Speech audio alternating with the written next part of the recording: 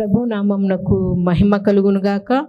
ప్రభునందు ప్రియమైన వాళ్ళరా, దేవాది దేవుని యొక్క ఉచితమైన కృప చొప్పున, ఆయన కృపాతిశయం చొప్పున ఈ దినకాలం ఈ రీతిగా ఆయన సన్నిధానంలో చేరి దేవుని యొక్క పరిశుద్ధమైన మాటలను ధ్యానించుకొనుటకు, ఆయన ఘనమైన నామాన్ని ఆరాధించుకొనుటకు మనం ఈ రీతిగా కూడుకొని ఉండగా, దేవుడు మన పట్ల, మన కుటుంబాల పట్ల అనేకమైన మేలులు, ఆశీర్వాదాలు నిండుగా కలుగచేయాలని మా ప్రార్థన. ప్రియమైన వాళ్ళరా, ఏ మాత్రం సమయం వ్యర్థపరచక దేవాదేవుని యొక్క మాటలను మనం ధ్యానం చేద్దామండి. చూస్తుండగానే సమయము ఎంతగానో గతించిపోతుంది. ఎన్ని మాసాలు గతించిపోయి ఉన్నాయో, గతించిపోయిన కాలాన్ని మనం ఎప్పుడూ తిరిగి తెచ్చుకోలేము. నా వాక్యాలలో, నా ప్రసంగాలలో నేను చెప్తున్నది ఒకటే: ధనం పోతే తిరిగి సంపాదించుకోవచ్చు, ఆరోగ్యం పోతే తిరిగి సంపాదించుకోవచ్చు. ఎలా సంపాదించుకోవచ్చు? వైద్యుల్ని సంప్రదించినప్పుడు వాళ్ళు ఇచ్చే ఔషధంతో పాటి బలమైన ఆహారాన్ని మనం భుజిస్తూ కొంచెం శ్రద్ధ కలిగి విశ్రాంతి, మన శరీరానికి విశ్రాంతిని ఇస్తున్నట్లయితేనా కోల్పోయిన ఆరోగ్యాన్ని కూడా తిరిగి పొందుకోవచ్చు. కానీ దేవుడిచ్చిన శ్రేష్టమైన సమయము ఒకసారి కోల్పోయినామంటే తిరిగి సంపాదించుకోలేమండి. అది దేవుడిచ్చిన ఉచితమైన కృప. కాబట్టి లేఖనాలు చాలా స్పష్టంగా చెప్తున్నాయి కదా, సమయాన్ని సద్వినియోగం చేసుకోవాలే కానీ దుర్వినియోగం చేసుకోకూడదు అంటున్నారు. అదే రీతిగా ఈ సమయంలో దేవుడు మనతో కూడా మాట్లాడుతున్నారు. ఇక్కడ చేరి వచ్చినాము, సమయానుకూలంగా ఆయన పాద సన్నిధిలో చేరినాము.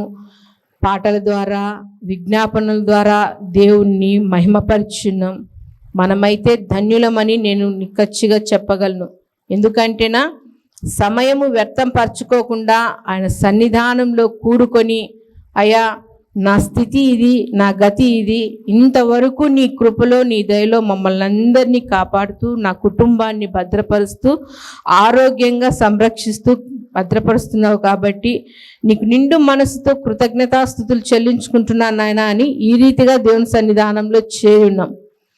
సమయాన్ని సద్వినియోగం చేసుకోకుండా ఇళ్ళ వద్దే కాలక్షేపం చేసుకుంటూ, వ్యర్థమైన మాటలు మాట్లాడుకుంటూ, వ్యర్థమైన వాటిని చూసుకుంటూ వారు ఏమి పొందుకుంటున్నారో మనకైతే తెలియదు. కానీ మనమైతే ఆయన సన్నిధానంలోనికి వట్టి చేతులతో వచ్చినాము, సహాయం చేయనైనా అని ఈ రీతిగా మనం అర్థిస్తున్నాం. కాబట్టి నిండార్లుగా ఆశీర్వాదాలతో మన చేతుల్ని దేవుడు నింపేవాడుగా ఉన్నాడు. మంచిది ప్రియమైన వాళ్ళరా, ఈ దినకాలము దేవాది దేవుడు మనతో మాట్లాడబోతున్న అంశ భాగం ఏమనగా, ప్రార్థన వలన కలిగే ఆశీర్వాదాలు ఏవి? ప్రార్థన వలన కలిగే ఆశీర్వాదాలు ఏవి? ఈ దినకాలం అంతా మనం ప్రార్థనలోనే గడుపుతున్నాం కాబట్టి పరిశుద్ధాత్మ దేవుడు ఆ ప్రేరేపణ ప్రకారము ప్రార్థన గురించే మనతో మాట్లాడబోచున్నాడు. మూలవాక్యంగా మనం చదువుకున్నాం, దేవా మా ప్రార్థనలను ఆలకించు తండ్రి, మా విన్నపాలకు చెవియొగ్గు తండ్రి అని మనం ధ్యానించి ఉన్నాం. దేవుడు మహా ఉచితమైన కృప చొప్పున మనం ఏ రీతిగా ప్రార్థించాలి, ప్రార్థిస్తే మనకి ఏ ఆశీర్వాదాలు కలుగుతాయో సమయానుకూలంగా 4 విషయాలు ఉన్నాయి. దేవుని మహాకృప చొప్పున సమయానుకూలంగా ఆ మాటలను మనం ధ్యానం చేద్దాం. మొదటిగా గమనించినట్లయితేనా, ప్రార్థన వలన కలిగే ఆశీర్వాదాలు ఏవి అన్నారు. ఏమి ఆశీర్వాదాలు కలుగుతాయి ప్రార్థన ద్వారా? ఎన్నో ఆశీర్వాదాలు. దేవుని సన్నిధానానికి ఒట్టి చేతులతో వచ్చినప్పుడు చాలామందికి ప్రార్థన రాదు కదండి, ఒప్పుకోవచ్చు. మందిరానికి తొలిగా మనం వచ్చినప్పుడు దేవుని సన్నిధానంలో ఎట్లా మొరపెట్టాలనో తెలీదు, దేవునితో ఎట్లా మాట్లాడాలో తెలీదు. ఎవరన్నా ప్రార్థన చేస్తే వాళ్ళ వైపు చూడడమా, వాళ్ళు ఏ పదాలు వల్లిస్తున్నారా, దేవునితో ఎట్లా మాట్లాడుతున్నారా అని గమనించవలసిన వారు గమనిస్తూ ఉంటాయి వాళ్ళం. నేనైతే అదే చేసినానండి. నేను ఎన్నోసార్లు చెప్తుంటున్నాను కదా, నేను ప్రార్థనలోకి ముందుకు పోవడానికి నా ఆత్మీయ తండ్రి అంటే నేను ఘనంగా చెప్పుకోవచ్చు మా మామగారండి, తర్వాత దైవజనులు గారు. మా కుటుంబ ప్రార్థనలో ఆయన ఉన్నా లేకపోయినా మేము మోకరించి కొన్ని వచనాలైనా దేవుని మాటలు చదువుకొని, ఆయన పెద్దగా చదువుకోలేదు కానీ బైబిల్ జ్ఞానం బాగా చక్కగా ఉందండి. ఏ వచనం ఎలా చదవాలి, అది ఏ అధ్యాయంలో ఉంది, ఆ వచనాన్ని ఎలా పలకరించాలో ఎలా ఉచ్చరించాలో చక్కగా వివరించేవాడు. ప్రార్థన ఎలా చేయాలనో 4 మాటలైనా కానీ మా పరిమళమ్మ దేవునితో నువ్వు మాట్లాడు, నీ కుటుంబం కట్టబడుతుంది. నీకు రాదా అంటే నాకు సరిత రాదు ప్రార్థన అంటే, నువ్వు నేను ఎలా మాట్లాడుకుంటున్నాం, నీ ఇంట్లో ఏం అవసరతలు ఉన్నాయో నీ భర్తతోనూ అంటావు కదా, అయా సరుకులు అయిపోయినాయి అంటావు కదా, ఆ భర్తకు చెప్పకముందే నువ్వు మోకరించి తండ్రి నా కుటుంబ అవసరత ఇది, అవి ఏవైనా కానీ నువ్వు దేవుని సన్నిధానంలో ఫస్ట్ నువ్వు మాట్లాడు. నీ కుటుంబానికి దేవుడు ఆదరణగా ఉంటాడు, సమృద్ధితో నింపుతాడని ప్రార్థన ఎలా చేయాలా అని వీటి గురించి మాట్లాడుతూ చెప్తూ మంచిగా నేర్పించినాడండి. నేను గొప్పగా చెప్పుకోను, నా తల్లిదండ్రులు నాకు నేర్పలేదు కానీ మా మామ నాకు ప్రార్థన నేర్పించినాడు, బైబిల్ ఎట్లా చదవాలనో నేర్పించినాడు. అలాగే ఇంటికి వచ్చే వాళ్ళతో ఎలా మాట్లాడాలి, ఎలా చేయాలి, ఇవన్నీ నేర్పిస్తూ వస్తున్నాయంటే ఇవన్నిటికీ కారణం ఏదంటేనా ప్రార్థన. ఆ ప్రార్థన చేయడం ద్వారా మనకి ఏం ఆశీర్వాదాలు కలుగుతాయి అంటే, పరిశుద్ధ గ్రంథం నుండి క్రొత్త నిబంధన గ్రంథము రోమీయులకు రాసిన పత్రిక, అపోస్తులైన పౌలు రోమీయులకు రాసిన పత్రిక 10వ అధ్యాయము 12వ వచనంలో ఈ రీతిగా పౌలు గారు రోమా సంఘంతో మాట్లాడుతున్నారండి.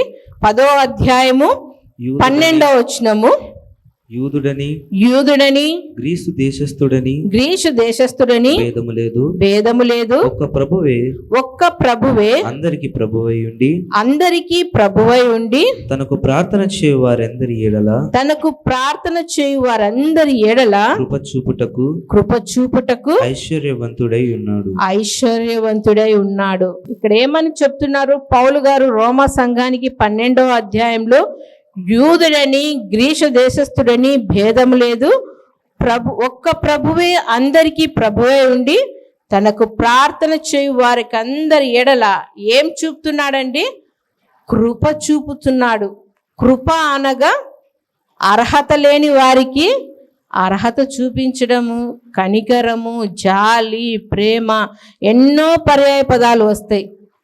ప్రభువు ఒక్కడే, దేవుడు ఒక్కడే.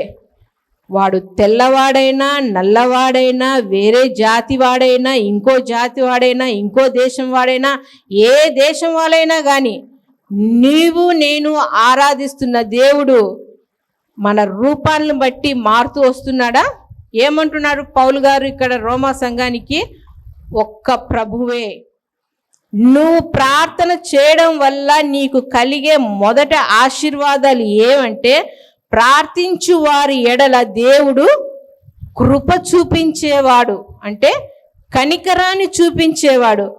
ఆ కనికరం ఎలా వచ్చింది అంటేనా, పాత నిబంధన గ్రంథంలోనికి మనం వెళ్ళినట్లయితేనా ఒక వ్యక్తి ఎడల దేవుని యొక్క కృప ఎంత హెచ్చుగా చూపించినాడు. ఆ వ్యక్తి యొక్క జీవితము చాలా బలహీనమైంది, ఎన్నిక లేనిది. అలాంటి వ్యక్తి ఏ ఉన్నత స్థాయిలోకి వచ్చినాడు, దేవుని యొక్క కృప వలన ఏ స్థితిలోనికి ఎదిగినాడో చూసినట్లయితేనా పరిశుద్ధ గ్రంథం నుండి పాత నిబంధన గ్రంథము సమూయేలు 2వ గ్రంథము 7వ అధ్యాయము 15వ వచనంలో ఉన్న దేవుని మాటలు చదువుకున్నట్లయితేనా, నిన్ను స్థాపించుటకై నేను కొట్టివేసిన సౌలునకు నా కృప దూరమైనట్లు అతనికి నా కృప దూరము చేయను. అతనికి అన్నారు. ఎవరో అతడు? దావీదు. ఇక్కడ గమనించినట్లయితేనా సౌలును రాజుగా ఎన్నుకున్నారు. అంతకుముందు జనులను పరిపాలించడానికి దేవాది దేవుడే తన బిడ్డలకు ముందుగా ఉండి వారి యొక్క అవసరతలు, అక్కర్లు, వారికి కావలసిన సమస్తాన్ని చూస్తూ సమూయేలును ప్రవక్తగాను న్యాయాధిపతిగాను అక్కడ నియమించి జనులకు కావలసిన వాటిని అన్నిటినీ వారు ఏమైనా ఇబ్బందుల్లో ఉన్నట్లయితేనా, సమాధానం లేని స్థితిలో ఉన్నట్లయితేనా ఇరువురిని పిలిపించి సమాధాన పరుస్తూ వాళ్ళకి న్యాయకర్తగా ఉండి యాజకుడిగా ఉండి ముందుకు నడిపిస్తూ ఉన్న సమూయేలు ఆ ముందుకు నడచడానికి గల కారణము దేవుడు ముందున్నాడు. దేవుడు చెప్పిన ప్రతి మాటను సమూయేలు వింటూ జనులను నడిపిస్తున్నప్పుడు ఆ జనులు అంటున్నారు, అయ్యా మాకు ఒక రాజు కావాలి, మేము రాజు కావాలి, ఆ రాజు కింద మేము బ్రతకాలి అనుకుంటున్నప్పుడు అప్పుడు సమూయేలు అంటున్నారు, దేవుని సన్నిధానానికి వచ్చి ఎంతగానో బాధపడ్డాడు. అయ్యా వీళ్ళు చూడయ్యా, నువ్వు ఇంతగా ఈ జనాంగాన్ని నువ్వు పోషిస్తున్నావు, సంరక్షిస్తున్నావు, భద్రపరుస్తున్నావు, వారికి కావాల్సిన ప్రతి అవసరతలన్నీ తీరుస్తున్నప్పుడు వాళ్ళు రాజు కావాలని కోరుకుంటున్నారు అన్నప్పుడు దేవుడు ఒక చక్కటి మాట అంటున్నాడు. ఏమని? వాళ్ళు నిన్ను కాదు తృణీకరిస్తుండేది, నన్నే తృణీకరిస్తున్నారు, నన్ను వద్దనుకుంటున్నారు. కాబట్టి వాళ్ళకు రాజు వచ్చినప్పుడు ఆ రాజు యొక్క విధానము, అతడు ఎలా ఉంటాడు, ఎలా ప్రవర్తిస్తాడు, వారి పట్ల జనుల పట్ల ఎట్లా కఠినంగా ఉంటారు, వారి భార్య బిడ్డలను ఎలా చూస్తాడు, ప్రతి వాటిని వివరించి చెప్పు అన్నప్పుడు సమూయేలు దేవుడు చెప్పిన ప్రతి మాటను దాచుకోకుండా ఆ జనులకు అందరికీ చెప్పినప్పుడు వాళ్ళు, మేము ఒప్పుకుంటున్నామయ్యా, ఆ రాజు అధికారం కిందనే మేము బ్రతుకుతాము, మాకు దేవుని యొక్క అధికారం వద్దు అన్నప్పుడు సౌలును ఎన్నుకున్నాడు దేవుడు. అభిషేకించినాడు సమూయేలు. అభిషేకించి మంచిగా పరిపాలన చేస్తున్నప్పుడు కొంచెం అధికారం వచ్చేలోగా ధనం సమకూడే కొద్దీ ఏమొస్తుందండి? కొద్దిపాటి గర్వం అనేది వస్తుంది. సౌలు గారికి కూడా అదే వచ్చింది. దేవుడు చెప్పిన ప్రతి మాట వింటున్నాడే కానీ కొన్ని సందర్భాలలో సమూయేలు చెప్పిన మాటలు వినకోకుండా ఏమని చెప్పినాడు దేవుడు? అమాలేకీయులందరినీ సంహరించు, అది శపితమైనది కాబట్టి ఆ జనాంగం వద్దు అన్నప్పుడు ఈ సౌలు మాట తప్పినాడండి. ఎలా తప్పినాడు? ఇవన్నీ మనకు తెలిసిన మాటలే, మనం కృప గురించి మాట్లాడుతున్నాం కాబట్టి సమూయేలు చెప్పిన ప్రతి మాటను సౌలు నిర్లక్ష్యపరిచి అమాలేకీయులను అందరినీ సంహరించినప్పుడు కొన్ని పశువులను వాటిని అన్నింటినీ తీసుకొని వచ్చి బలిగా ఇయ్యాలని తన ఆశ్రమంలో పెట్టుకున్నాడు. ఇవన్నీ దేవుడు గమనించినప్పుడు సమూయేలుతో అంటున్నాడు దేవాది దేవుడు, ఏమంటున్నాడు 15వ వచనంలో, నిన్ను స్థాపించుటకై నేను కొట్టివేసిన సౌలునకు నా కృప దూరమైనట్లు. ఆయన కనికరాన్ని చూపించినాడు, సౌలు మీద ప్రేమ చూపించినాడు, కనికరాన్ని చూపించినాడు. అర్హత లేని సౌలును గొప్ప సింహాసనం మీద పెట్టినాడు. గాడిదలను వెతుకులాడుతూ వచ్చిన సౌలుకు ఒక అధికారాన్ని ఇచ్చి, సింహాసనం ఇచ్చి, నా బిడ్డలను పరిపాలించు, ఉన్నతమైన స్థాయిలో నిన్ను నిలవబెడితే నువ్వు ఏం చేసినావు?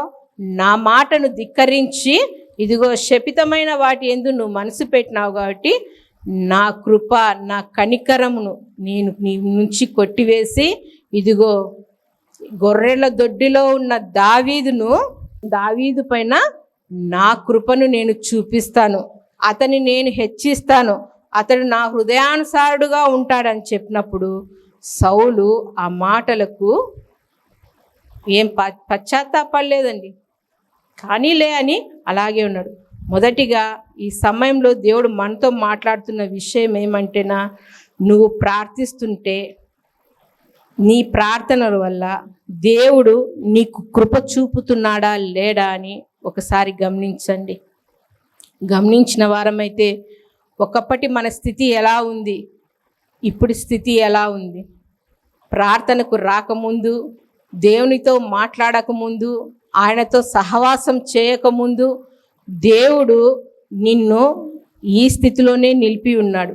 ఎప్పుడైతే ఆ దేవుణ్ణి నువ్వు దర్శించినావో, ఆ దేవుడే నిన్ను దర్శించినాడో, ఆ దేవుని సన్నిధానానికి నువ్వు క్రమంగా వస్తూ దేవా సహాయం చేయనైనా అని ఆయన సన్నిధానంలో నువ్వు మొరపెడుతున్నట్లయితే ఆయన యొక్క కృప కనికరము మన ఎడల హెచ్చుగా చూపుతుంది. మొదటిగా ప్రార్థనల వలన కలిగే ఆశీర్వాదాలలో మొదటిగా దేవుడు కృప చూపును అని తెలియచేసినాడు.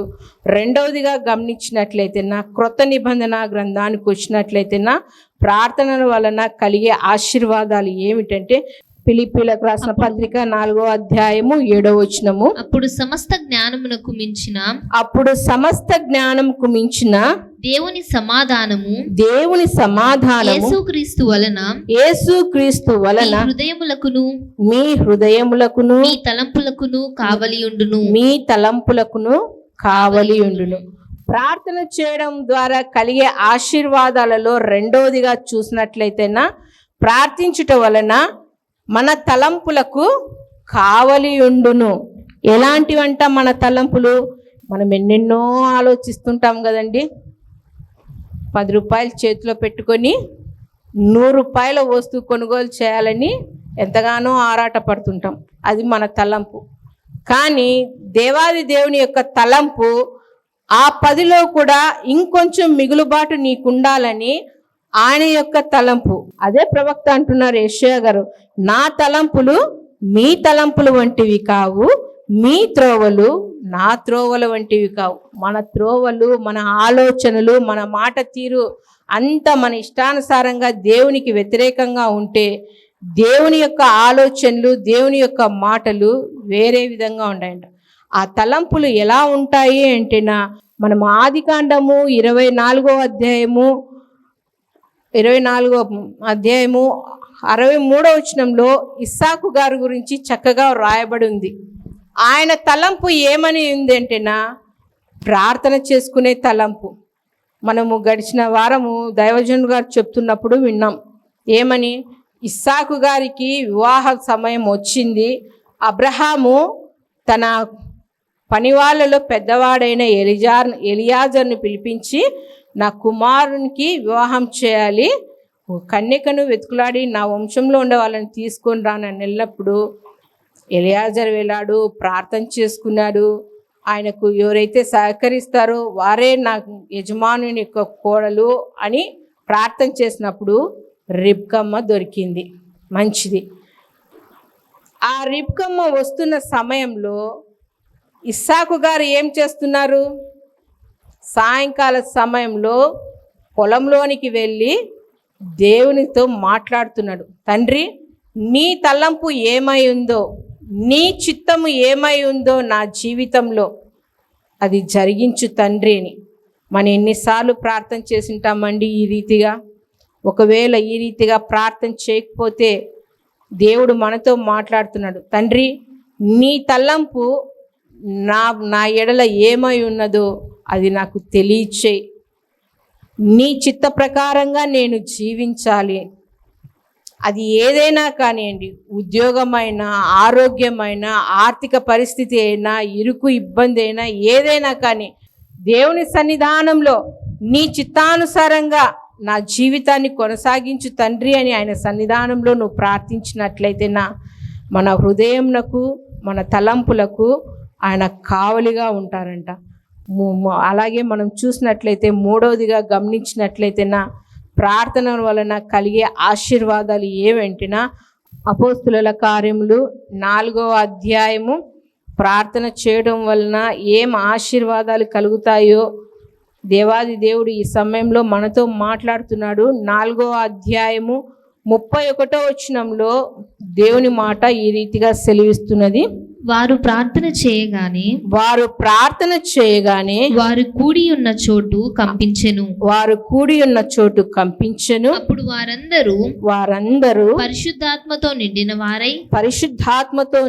వారై దేవుని వాక్యమును ధైర్యముగా బోధించిరి. ఎవరి గురించి ఈ మాట తెలియజేస్తున్నారంటేనా, పేతురు, యోహాన్ల గారి గురించి, అపోస్తుల గురించి చాలా చక్కగా చెప్తున్నారు.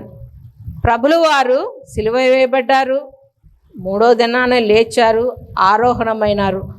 ఆరోహణమైనప్పుడు శిష్యులకు చెప్తున్నారు. ఏమని? సువార్త ప్రకటించండి అన్నప్పుడు వారందరూ ఒక ఇంటిలో కూడుకొని ప్రార్థిస్తున్నప్పుడు పరిశుద్ధాత్మ వచ్చింది. వాళ్ళను ఆవరించినప్పుడు వారు అనేక భాషలు మాట్లాడుతూ వచ్చినారు. అలా మాట్లాడుతూ వస్తున్నప్పుడు వారి యొక్క సేవ విస్తరిస్తున్నప్పుడు 3వ అధ్యాయంలో ఈ పేతురు గారు, యోహాను గారు ఒక చోటికి ప్రార్థన చేయడానికి వెళ్ళినప్పుడు మధ్యాహ్న కాల సమయంలో అక్కడ కుంటిగాలు అని వానికి స్వస్థపరిచినారు. వాడు స్వస్థపరచబడినాడు, దేవుని స్తుతించినాడు. ఇలా వీళ్ళు చేయడం ద్వారా ఆ 4వ అధ్యాయంలో మనం చూసినట్లయితే మొదటి వచనంలో వారు ప్రజలతో మాట్లాడుచుండగా యాజకులను, దేవాలయపు అధిపతియు, సద్దూకయులు వీళ్ళంతా వీళ్ళ మీదికి దాడిగా వచ్చినారు. ఎలా చేస్తున్నారు మీరు ఇవన్నీ అన్నప్పుడు అక్కడ కింది వచనంలో మనం చూసినట్లయితేనా 13వ వచనంలో అంటున్నారు, వారు పేతురు యోహానులు ధైర్యము చూసినప్పుడు వారు విద్య లేని పామరులని గ్రహించి ఆశ్చర్యపడి. శిష్యులకు ఎవరికి చదువు లేదు, దేవునితో పాటు వాళ్ళు కలిసి నడిచినారు. ప్రభుల వారితో పాటు ఆయన చేసిన బోధలు విన్నారు, అద్భుతాలు చూసినారు, స్వస్థతలు చూసినారు. అంత మాత్రమే కాకుండా దేవుణ్ణి అడిగినారు ప్రభుల వారిని, అయ్యా మాకు ప్రార్థన చేసే విధానం నేర్పించు అన్నప్పుడు ప్రభుల వారు వాళ్ళకు ప్రార్థన చేసే విధానం నేర్పించినారు. వారికి కావలసిన వాటిని అన్నింటినీ అనుగ్రహించి, అంటే మీరు ప్రార్థన చేయనప్పుడల్లా మీకు స్వస్థతలు కలుగుతాయి, ఎవరైతే మిమ్మల్ని ముడతారో ఇవన్నీ చెప్పినప్పుడు వీరు ఇలా చేస్తున్నప్పుడు అక్కడున్న వారు అధికారులు అందరూ వీరు విద్య లేని వారు కదా, ఇంత ధైర్యంగా ఎలా మాట్లాడుతున్నారు అంటే ప్రార్థన చేయడం వల్ల మనకేమొస్తుంది? ధైర్యం వస్తుందండి. మూగెద్దులా ఉండలేం, కనీసం 4 మాటలన్నా ధైర్యంగా మాట్లాడగలం. మన మీదికి ఎదురాడు వస్తున్న వారితో ధైర్యంగా దేవుని మాటలు ప్రకటించగలం. ఈ ధైర్యం గురించి మాట్లాడుతున్నప్పుడు ఒక వ్యక్తిని బాగా గుర్తుకొస్తారండి. ఏదంటేనా దానియేలు గ్రంథం 3వ అధ్యాయము 16వ వచనంలో దానియేలు యొక్క స్నేహితులు షడ్రాకు, మేషాకు, అబేద్నెగోలను నెబుకద్నెజరు రాజు, ఏమయ్యా మీరు మా విగ్రహాలను పూజించలేదే అన్నప్పుడు ఆ ముగ్గురు వ్యక్తులు అంటారు ధైర్యంగా, ఓ నెబుకద్నెజరు రాజు అని కూడా సంబోధించలేదు, గౌరవించలేదు. ఎందుకంటే వీళ్ళు ఆరాధిస్తున్నవాడు సర్వాధికారైన దేవుడు, మా దేవుడు మా పక్షాన ఉన్నాడు, మాకు ధైర్యాన్ని ఇచ్చినాడని వారు ఏ రాజు కింద అయితే వారి జీవితాన్ని కొనసాగిస్తున్నారో ఆ రాజునే వారు ధైర్యంగా పేరు పెట్టి పిలిచి, ఇదిగో మేము నశించినా నశించిపోతాం, ఈ అగ్నిగుండంలో కాలిపోతాం, మా దేవుడు మమ్మల్ని రక్షిస్తాడో రక్షించకపోడో, కానీ మీ విగ్రహాలకు మేము మొక్కము అన్నప్పుడు ఆ ధైర్యము వాళ్ళకి ఎక్కడి నుంచి వచ్చిందంటేనా అనునిత్యము దేవుని పాదాలు పట్టుకొని మొరపెట్టుట ద్వారా. మాటలు వింటున్న ప్రియమైన వాళ్ళారా, ఇంకా బలహీనులుగానే ఉన్నారా? ధైర్యం చెడిన వారుగానే ఉన్నారా? దేవుని సేవిస్తున్నామే కానీ ధైర్యంగా ఇతరులకు దేవుని మాటలు 4 మాటలైనా ప్రకటించడం లేదండి. నీ ఇంట్లో నశించిపోతున్న వారు ఉన్నారు, నువ్వైతే రక్షించబడ్డావు. నీ భర్త, నీ బిడ్డలు, నీ కన్న తల్లిదండ్రులు, ఇంకా నీకు బాగా సమీపస్తులు, నీవు ఏదన్నా ఇబ్బందులు ఉన్నప్పుడు ఇదిగో మేము ఉన్నాము అని ఒక అడుగు ముందు వేసేవాళ్ళు నరకానికి సమీపంగా ఉన్నప్పుడు నీవు రక్షించబడి దేవుని ప్రేమను నువ్వు రుచి చూసి ధైర్యంగా 4 మాటలు వాళ్ళకు ప్రకటించలేకపోతే నువ్వేమో ఎత్తబడే గుంపులో ఉంటావు. నువ్వు అతిగా ప్రేమించిన నీ బిడ్డలు, నా ప్రాణానికి ప్రాణము వీరు లేకోకుంటే నేను బ్రతకలేను అంత గోమారంగా పెంచిన బిడ్డలు నరకంలో నశించిపోతూ వేదన పడుతుంటే నువ్వు చూస్తుండగలవా? అదే అంటున్నారు పౌలు గారు, ఇక్కడ పేతురు గారు, యోహాను గారు, మాకు చదువు లేదు, మేము విద్య లేని పామరులము, కానీ మమ్మల్ని బలపరిచిన వాడు మా దేవుడు, ఆ ప్రభు నామం బట్టి మేము ధైర్యంగా దేవుని మాటలు ప్రకటిస్తున్నాము అన్నప్పుడు ఇక్కడ షడ్రకు మేషకు అబేద్నెగోలు కూడా వాళ్ళ దేవుణ్ణి ఘనపరిచినారు. ఉన్నతమైన స్థితిలో ఉన్నతమైన స్థానంలో పెట్టి, ఇదిగో మా దేవుడు గొప్పవాడు, మీ విగ్రహాలకు కానీ నీకు కానీ మేము నమస్కారం చేయము, మేము ఎలాగైనా వెళ్ళిపోతాము, ఇలాగే నశించిపోతాం, కానీ మేము వాటిని కొలవము అని ధైర్యంగా నేటి సమాజంలో చాలామంది అనేక చోట్ల పనిచేస్తుంటారు కదా, వాళ్ళ ఏవేవో కూడికలు వస్తుంటాయి, పండగలు వస్తుంటాయి. ధైర్యంగా అమ్మా మేము వీటిని స్వీకరించలేము, మేము తినము, వీటి దగ్గర మేము మోకరిల్లలేము, కళ్ళు మూసుకోలేము అని ధైర్యంగా చెప్పలేని స్థితిలో ఉన్నారండి. ఆ స్థితి మనకు వచ్చినప్పుడే ఎప్పుడు వస్తుందంటేనా, నువ్వు ప్రార్థించడం ద్వారా, దేవుని సన్నిధానంలో మొరపెట్టడం ద్వారా, ఇదిగో బలహీనమైన నీ పరిస్థితిని బట్టి వెనుక నుండి దేవుడు నిన్ను బలపరిచి నీతో ధైర్యంగా మాట్లాడే స్థితి దేవుడు నీకు అనుగ్రహిస్తాడు. ప్రార్థన వలన కలిగే ఆశీర్వాదాలలో మొదటిగా ప్రార్థించడం ద్వారా దేవుడు కృప చూపిస్తాడు అని తెలియజేసినాడు. రెండవదిగా మన తలంపులు ఏవైతే మనం వ్యర్థంగా ఆలోచిస్తుంటామో వాటినన్నింటినీ దేవుడు కొట్టివేసి తన తలంపులు తన ఇష్టానుసారంగా తన త్రోవలో నడిపించే రీతిలో మనల్ని నడిపిస్తుంటాడు. మూడవదిగా ప్రార్థన చేయడం ద్వారా ధైర్యం వస్తుంది అంటారు. చివరిగా చూసినట్లయితే ప్రార్థన చేయడం ద్వారా మనకి ఏం ఆశీర్వాదాలు కలుగుతాయంటేనా, అపోస్తుల కార్యములు 2వ అధ్యాయము 21వ వచనంలో దేవుని మాట తెలియజేస్తుందండి. 21వ వచనము, అప్పుడు ప్రభువు నామమును బట్టి ప్రార్థన చేయు వారందరూ రక్షణ పొందుదురు అని దేవుడు చెప్పుచున్నాడు. ఎవరైతే ప్రార్థన చేస్తారో వారికి ఏం కలుగుతుందంట? రక్షణ, కాపుదల, దేవుని యొక్క భద్రత అంటారు కదా మన పెద్దోళ్ళు. ఎవరు తింటే వారి కడుపు నిండుతుంది. నా బిడ్డలు వచ్చి అమ్మ ఆకలి అవుతుంది అంటే వాళ్ళకి పెట్టుకోకుండా నేను తింటే వాళ్ళ ఆకలి తీరుతుందా? వాళ్ళు తింటేనే వాళ్ళకి ఆకలి తీరుతుంది. అలాగే ఎవరు ప్రార్థన చేస్తారో వాళ్ళకే రక్షణ. తలలు ఉంచినట్లయితే ప్రార్థన చేసుకున్నాం. మహాపరిశుద్ధుడు అయిన మా ప్రియా పరలోకపు తండ్రి, మీ ఘనమైన నామానికి స్తోత్రాలనైనా. ప్రార్థన వలన కలిగే ఆశీర్వాదాలు ఏవో చాలా స్పష్టంగా మీరు మాతో మాట్లాడి ఉన్నారు నాయన. ఎన్నో సమయాలు, ఎన్నో సందర్భాలు, ఎన్నో మారులు తండ్రి నీతో మాట్లాడలేక దేవా, ఇదిగో తండ్రి మా ఇష్టానుసారమైన జీవితంలో మేము జీవిస్తున్నప్పుడు నాయనా నన్ను ఇడ్చిపెట్టి వాళ్ళ ఇష్టానుసారంగా బ్రతుకుతున్నారు, నేనెందుకు వారికి మేలులు చేయాలి, ఆశీర్వాదాలు ఇవ్వాలి అని మీరు ముఖము ప్రక్కకు తిప్పుకొనక ఎల్లప్పుడూ తండ్రి మీరు మా పక్షాన ఉండి అనేకమైన ఆశ్చర్యమైన అద్భుతమైన కార్యాలు జరిగిస్తూ వస్తున్న గొప్ప దేవుడు తండ్రి మీరు. అందును బట్టి మీకు లెక్కింపలేని స్తుతులు స్తోత్రములు చెల్లించుకుంటున్నాం నాయన. ప్రతి ఒక్కరిని మీరు బలపరచండి, స్థిరపరచండి.